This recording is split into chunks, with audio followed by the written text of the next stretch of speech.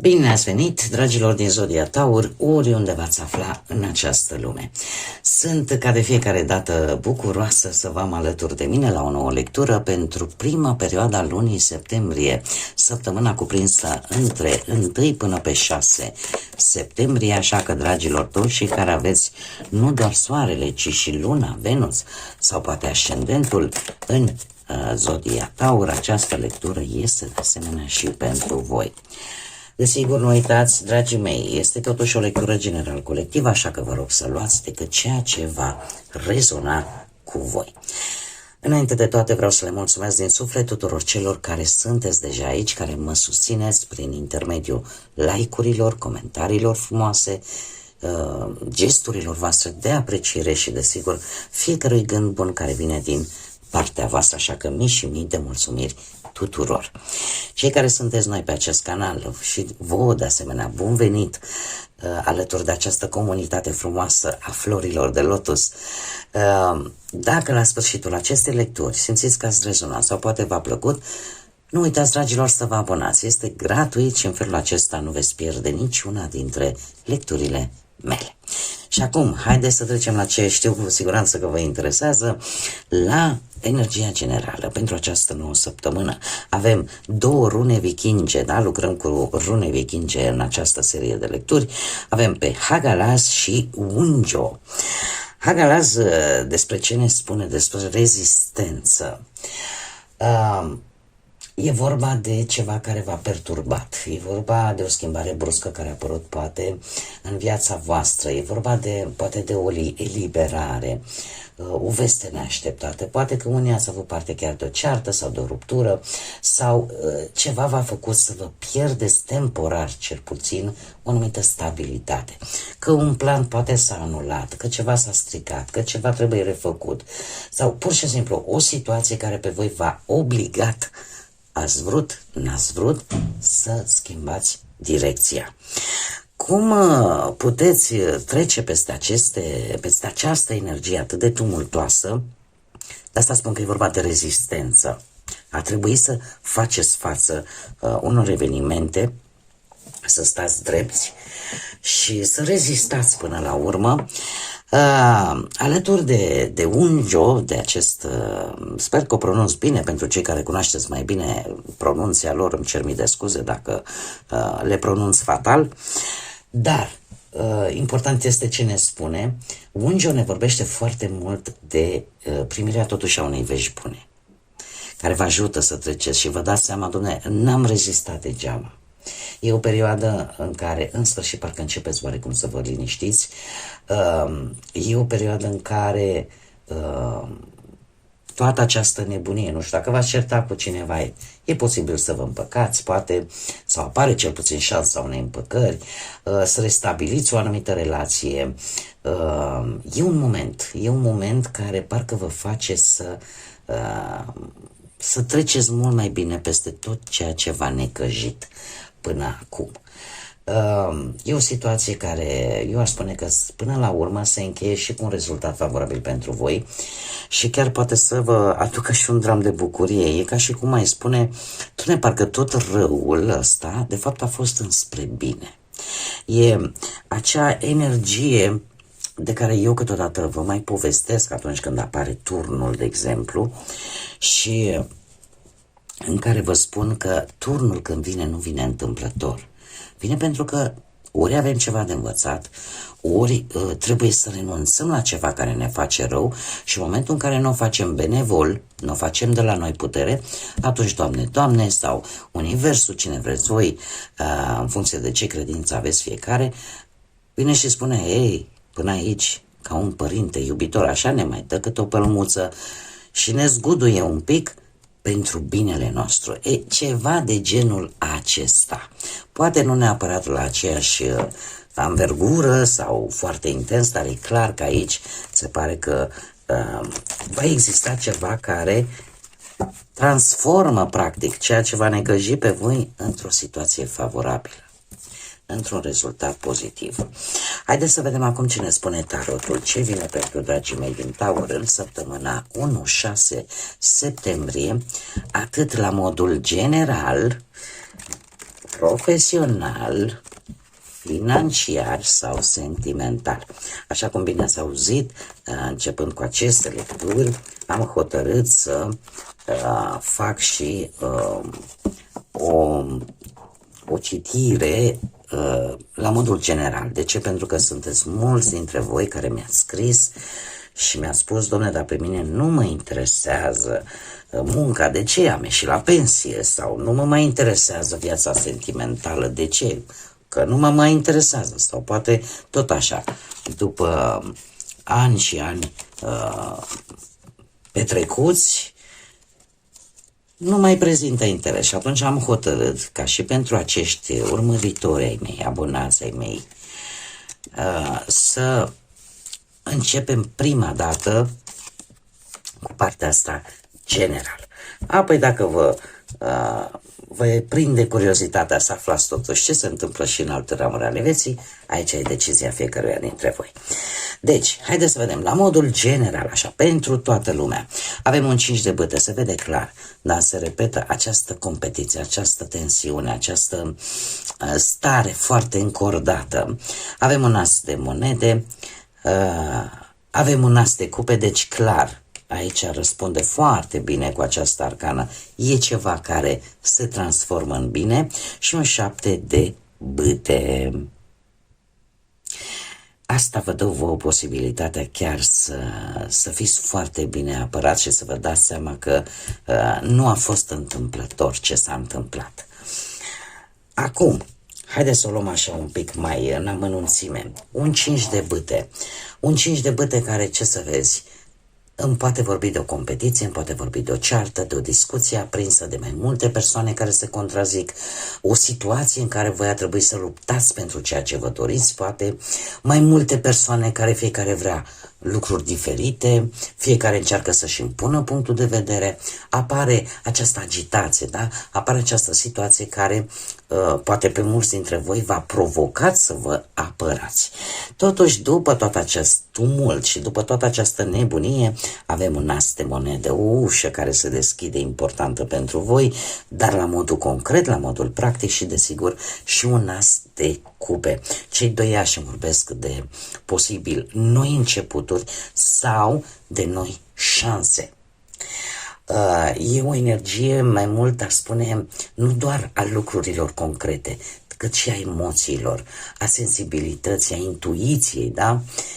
Poate, nu știu, să ne vorbească de o împăcare, cum bine am văzut și cu runele, poate să ne vorbească de o veste care să vă aducă bucurie, la fel, practic se cam repetă, dacă mă întrebați pe mine, cu partea asta a runelor, iar 7 de bâte îmi vorbește de ideea că voi în sfârșit ori ajungeți pe o poziție de putere, într-o situație în care veți spune nu categoric și veți impune anumite limite și vă veți apărea drepturile și veți ține piept oricărei presiuni care se pune pe voi, sau pur și simplu ziceți, puneți piciorul în prag și spuneți: domne, nu mai permit altora să mă deposedeze de ceea ce eu deja cu multă muncă am obținut.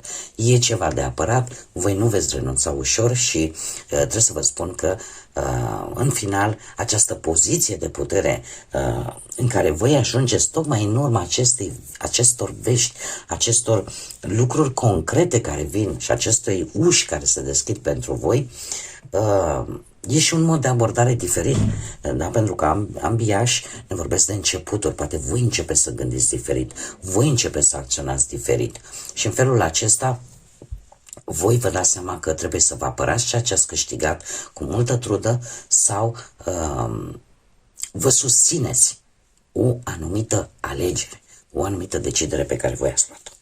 Acum, haideți să mergem, cum ați fost mulți dintre voi obișnuiți, și să vedem pe partea muncii concret ce se întâmplă. Clarificăm 5 de bâte. Se pare că mulți dintre voi acest conflict l-ați avut poate chiar în zona muncii. Acum, în zona muncii putem vorbi și de o competiție, niște examene pe care poate ar trebui să le dați. Dar hai să vedem despre ce e vorba. Clarificăm 5 de bâte, te rog, pentru dragii mei din Taur. perioada 1-6 septembrie.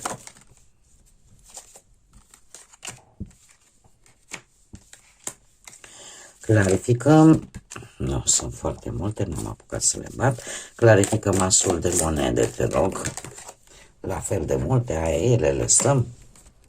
Și așa m-a certat o doamnă, dar de ce nu le luați când sunt multe? Dragilor, una e când sar ele, alta e când cad din neglijența mea. Bun, hai să vedem asul de cupe, la fel de multe. 7 de bâte, te rog, clarificăm 7 de bâte. 7 de bâte.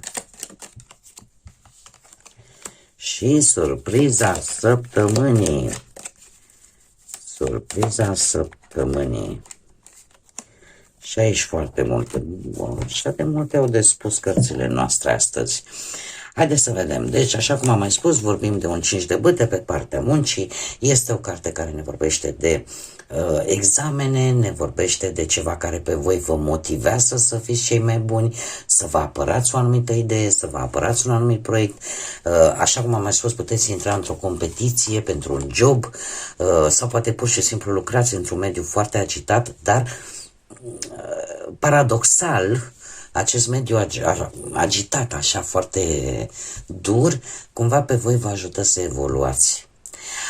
În altă ordine de idei, pot fi mai multe persoane care vin și cu tot felul de idei și poate din tot acest cumul de informații să iasă chiar o soluție bună. Acum, haideți să vedem de unde vine. A avut loc o schimbare care v-a cam blocat din punct de vedere profesional. Ați avut nevoie de o perioadă de timp, de analiză, a fost un autoblocaj practic, eu aș spune că mai mult voit. Roata destinului pe partea asta a muncii, eu o văd ca pe un schimbări pe care voi nu le-ați putut controla. A fost o situație poate la locul de muncă care s-a schimbat brusc. Poate că ați pierdut ceva și a trebuit să vă adaptați. Vreți, nu vreți să vă adaptați la respectiva situație și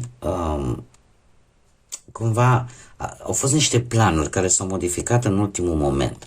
Lucru care v-a dus la spânzuratul, la această stare de blocaj. Ați amânat ceva. Poate v-ați luat timp să vedeți lucrurile diferit. Vis-a-vis de un proiect, vis-a-vis de o situație profesională. Ați fost pus poate în așteptare. Sau, de ce nu v-ați învățat o lecție importantă, mai ales că lucrul ăsta nu a fost ușor pentru voi și ați avut o perioadă destul de dificilă. Pusnicul, nu știu zodia Fecioară dacă vă spune ceva, dar Pusnicul în acest moment îmi vorbește de nevoia de liniște, nevoia de a vă concentra, lucrați mult mai bine singurei, sunteți mult mai analitici și înainte să luați o decizie la nivel profesional, chiar o analizați foarte temeinic. De asemenea, Pusnicul îmi poate vorbi de sfatul unei persoane cu experiență care vă poate ajuta. E o perioadă în care să știți că nu doar că vă aprofundați cunoștințele și poate dați niște examene pentru vreo specializare, dar cumva vă și dați seama, poate oare trebuie să caut un alt drum profesional? Apare aici un sfat care, acum, tocmai datorită acestor lucruri, sau mai bine zis, din cauza lor, 5 ori de spade, să știți că poate să arate și o tensiune la nivel interior, în voi, la nivel mental. Da? E un conflict care se duce în interiorul vostru. Oare rămân aici, mai se merită? Sau trebuie să fac un alt pas? Mergem mai departe. Partea banilor. Avem un as de monede. O sursă de bănuți. O sursă de bănuți care vi se deschide, o idee bună, o acțiune concretă care voi o faceți. Avem așa un 8 de monede, avem carul zodia rac, un 4 de cupe, 2 de bâte și un 10 de bâte.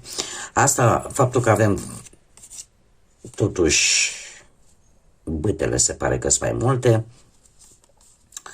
Asta îmi spune că, din punctul ăsta de vedere financiar, lucrurile să știți că sunt foarte active, banii sunt ceva foarte activ, foarte prezenți, ca să spunem așa, în gândurile voastre. De ce? Pentru că eu aș spune că voi ați câștigat niște bănuți din propria voastră muncă, din propria voastră pricepere. V-ați dat seama că pe măsură ce deveniți mai buni și mai buni și puteți învăța chiar ceva nou care să vă aducă niște bani în plus. Situația voastră financiară a fost, cel puțin recent, destul de stabilă, sau ori urmează să primiți niște bani pentru un job, pentru ceva ce voi deja ați făcut, nu știu dacă are legătură, mai ales pentru cei care sunteți mecanici, care lucrați cu mașinile în general, sau are legătură cu un drum pentru a lua niște bani care vi se cuveneau, pentru că voi ați terminat, ați făcut ceva pentru ei. Acum, treaba este alta, că este o situație financiară care ușor, ușor parcă începe să meargă înainte, dar e ceva aici ce nu vă convine. E ceva care nu vă convine.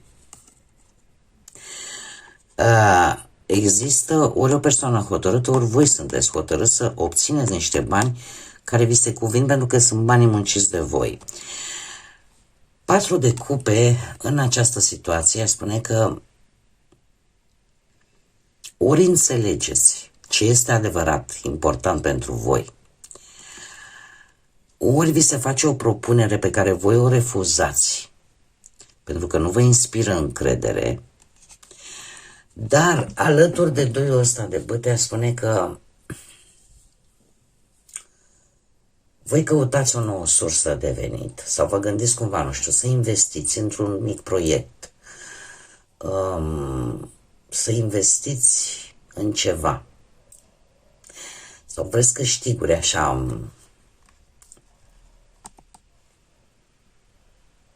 Va trebui să alegeți la un moment dat. Va trebui să alegeți pentru că voi veți avea un obiectiv important și vă dați seama că nu va fi ușor. Pentru că cheltuielile se cam strâng. Aici văd mai mult o dorință de a economisi pentru un obiectiv important. Avem totuși 10 ăsta de bâte aici. Voi munciți mult, se pare, cel puțin cei care vă regăsiți, da? Pentru a vă îmbunătăți situația financiară. Veți reuși. Încet, încet poate să vă achitați treptat niște obligații. Sunteți foarte aproape să terminați o anumită datorie. Vă asumați responsabilitatea poate pentru o anumită situație financiară. La voi, într-adevăr, banii vin, dar vin după, cum să spunem, și mai multă muncă. Iar asul, toate astea duc la acest as de monede care îmi spune că puteți primi bani dintr-o nouă sursă de venit sau pur și simplu dorința voastră de a economisi. Poate faceți și vreo investiție bună, primiți o sumă care să vă ofere mai multă siguranță sau ideea asta de a economisi pentru a putea cumpăra ceva important pe viitor, pentru a achiziționa ceva concret. Acum, haideți să vedem pe partea relației. La partea relației avem un as de cupe, ceva frumos, o reîmpăcare dacă cumva a existat ceva ceartă. Și de unde provine? De la un rege de monede, aici puteți fi chiar voi, un 3 de cupe, un as de bâte și un paj de bâte, zodii de foc, berbec, leu, săgetător. Dragii mei, aici la voi lucrurile stau în felul următor. Cei care sunteți într-o relație, a existat o anumită stabilitate, a existat un anumit echilibru în relația voastră. Eu aș spune că chiar v-ați făcut. Da, aveți un partener stabil, un partener de încredere care își asumă responsabilitățile pentru familie, pentru relația voastră, oferă o anumită siguranță sau voi sunteți cei care oferiți aceste lucruri. Aici trebuie să adaptați. pentru că se vrea a se construi o viață stabilă împreună, da? Cu partenerul, partenera voastră, să fie ceva serios, cu planuri pe termen lung. Posibil să fi avut cu treiul ăsta de cupe aici momente fericite împreună, ieșiri, distracție, poate ați mers și la vreo sărbătoare, la vreun eveniment important, cu prietenii, cu familia. Există o susținere din partea poate a familiei, a prietenilor sau un soi de împăcare, așa cum bine v-am spus, poate după o perioadă nu tocmai ușoară. Avem foarte multă pasiune între voi, foarte multă chimie între voi, ați descoperit lucruri noi care se pot petrece între voi, poate chiar și la nivel intim, dar acest as de bâte mie îmi vorbește foarte mult de o atracție puternică, o relație care începe într-un mod așa să fie mai pasională, da? Unul dintre voi face un pas mai diferit față de până acum și apare această dorință de a construi ceva nou, un nou capitol împreună. Da? O relație care capătă energie, capătă entuziasm. Iar pajul de bâte, desigur nu vorbește de poate o veste, un mesaj care să vă aducă o energie nouă în relația voastră, iar ambii parteneri să înceapă ceva nou împreună. Apare această dorință de aventură, de a face lucrurile diferit ca până acum, sau poate că unul dintre voi vine așa cu o idee care schimbă total atmosfera, iar relația își poate recăpăta entuziasmul și duce foarte frumos la acest as de cupe. Cei care sunteți singurei, la voi avem acest 7 de bâte care ne vorbește de starea asta de vă dați seama că sunteți capabili să mergeți înainte, poate de unde provine de la Arcanul Major Moartea, nu știu dacă Zodia Scorpion vă spune ceva, puteți să aveți ascendent în Scorpion, dar nu e obligatoriu. Cert este că pentru cei singurei aș zice că sunteți într-o perioadă sau recent poate ați închis definitiv o poveste de iubire din trecutul vostru. V-ați desprins în sfârșit de cineva care voi vedeați că nu vă mai face bine și ați schimbat de fapt felul în care voi priviți nu doar iubirea, dar și relația în sine. Cum ar trebui să fie. Așa că sunteți mult mai pregătiți să lăsați trecutul în urmă, ați ieșit din toată această poveste un pic nefastă și neplăcută, mult mai puternici. V-ați dat seama că sunt momente în viață în care trebuie să știi să spui nu, sunt momente în viață în care într-o relație trebuie să spui că peste aici nu trec, deci de aici încolo am o limită sănătoasă și nu mai permit nimănui ca orice persoană care intră în viața voastră, doar de dragul, trebuie să o acceptați doar de dragul de a nu fi singuri, așa că se pare că și în această săptămână voi vă stabiliți mult mai clar limitele voastre, refuzați ca o situație sentimentală care nu vă mai face bine să te tragă în jos.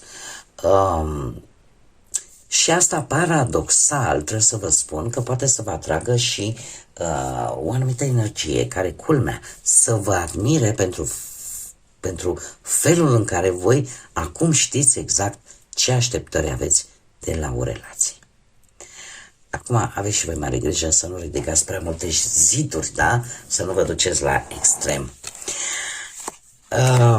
Surpriza săptămânii o aduce un 9 de cupe, un motiv de satisfacție la nivel personal. Ce avem noi aici? Avem un 5 de monede, un 3 de spade. Da, se pare că lucrurile,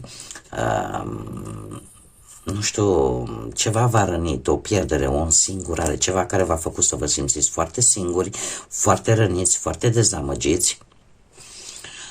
Poate chiar v-a făcut sau poate exact astea două motive v-au făcut efectiv să lăsați în urmă toate aceste lucruri. Ideea asta că, domne, știți că se întâmplă în viață, ca să fiu cât mai exactă, Se întâmplă în viață să dăm peste oameni care tot vor să ne înjosească, să ne facă să ne simțim mizerabili, să ne facă să ne simțim ca ultimii oameni. Și după ce că fac răul pe care îl fac, și mă refer aici la modul general, să știți că surpriza e pentru orice aspect al vieții, poate să fie. Dar în general sunt persoane care au tendința asta de a-l face pe celălalt să se simtă nesemnificativ. Și la voi se pare că v-ați trecut pentru o perioadă de genul ăsta și lucrul ăsta v-a durut, v-a dezamăgit, dar voi veți lăsa în urmă toate aceste lucruri, pentru că vă dați seama că nu este constructiv și nu este pentru voi, iar asta va fi ca un mare succes pentru voi.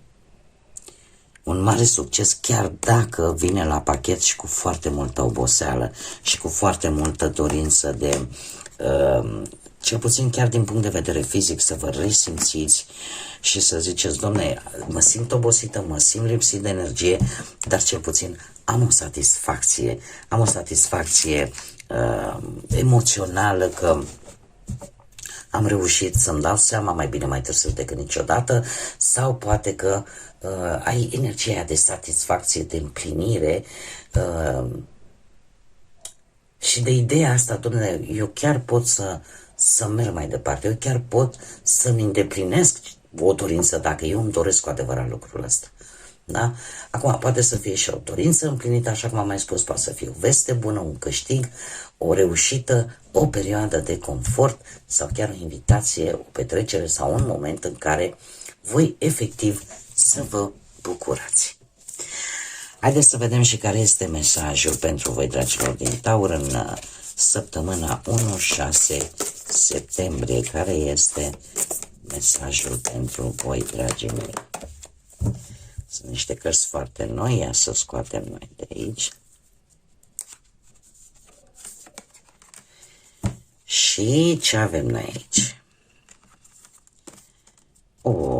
Uite aici avem, vedeți ce vă spuneam, singurătatea asta, reîntoarcerea la natură, avem copacul înțelepciunii, remedii naturiste și esențe florale, care chiar vă pot ajuta în această perioadă. Avem numărul 2 pentru voi, poate să fie și data de 2, dar în general ne vorbește de acest arhetip al partenerului, al mediatorului, da? Cel care caută apropiere, cooperare, cel care caută un plan, un punct comun, da? Ne vorbește foarte mult de acele lucruri care se dezvoltă prin apropiere, prin răbdare, prin colaborare și nu prin forță. Așa că indică probabil această idee că o relație sau o situație în care lucrurile importante sunt echilibru și înțelegere. Referitor la această carte și mesajul ei, se recomandă reîntoarcerea la natură, la natura voastră sau poate la natura la modul propriu, să ieșiți în natură, să, dacă vă simțiți slăbiți de energie, încercați totuși să folosiți remedii naturiste și nu ezitați să folosiți acele esențe sau parfumuri din flori, da? Acele, cum să spun eu, mirosuri provenite de la flori. Acum, cât se poate de naturale să fie, care vă vor ajuta foarte, foarte mult. Bun, dragii mei, cam aceasta a fost lectura pentru voi. Eu vă tare mulțumesc că ați fost alături de mine și la această lectură, iar până data viitoare, când ne vom reîntâlni, nu uitați suflete frumoase, să gândiți înalt, să zburați înalt și desigur să lăsați ca pacea, credința, lumina și iubirea să vă însoțească la fiecare pas.